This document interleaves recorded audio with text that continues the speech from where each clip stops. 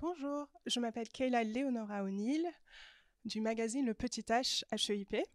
Aujourd'hui, on a l'honneur d'échanger avec Monsieur Philippe Catla, directeur de l'École des hautes études internationales et politiques, partenaire avec le forum Devenir délégué depuis maintenant 4 ans.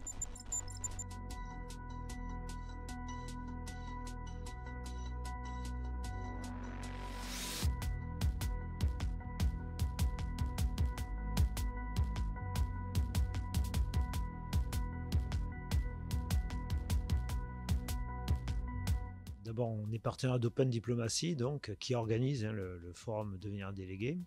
Alors, Open Diplomacy, c'est une organisation, une association qui nous intéresse parce que HEIP, les principales filières de l'école donc, sont axées sur les relations internationales et la diplomatie. Open Diplomacy a l'intérêt de s'adresser aux jeunes et aux jeunes sortant des écoles comme les nôtres, en fait, qui veulent faire leur carrière en fait, dans la diplomatie, dans les relations internationales, dans les grandes ONG. Le forum donc, Devenir délégué, ça rejoint un petit peu certaines activités de nos étudiants donc, qui organisent au sein de l'école au travers des associations des MUN, donc les modèles United Nations.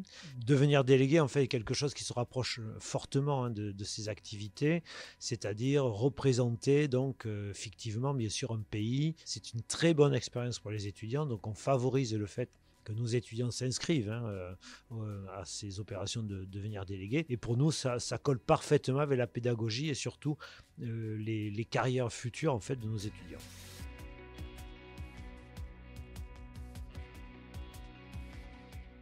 On a gardé les mêmes cours, mais on les a passés tous en distanciel.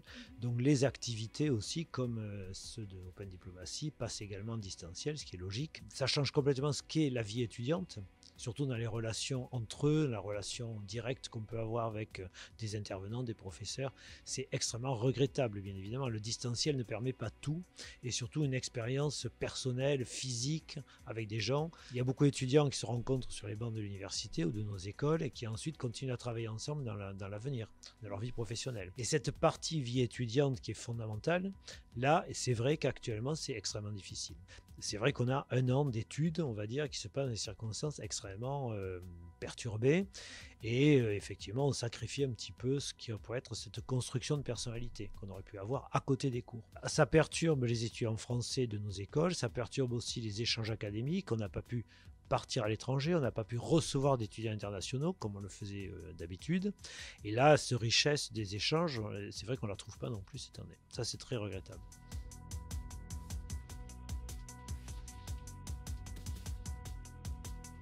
Au niveau des activités comme devenir délégué, ce sont des activités qui peuvent passer en distanciel assez facilement, on vient de le voir, puisqu'il n'y a jamais eu autant de monde qui soit venu lors de la dernière conférence en distanciel, il y en avait moins en présentiel, un petit peu moins en présentiel. Donc ça veut dire que là, cette activité perdure malgré la distanciation sociale, malgré le Covid, etc. etc.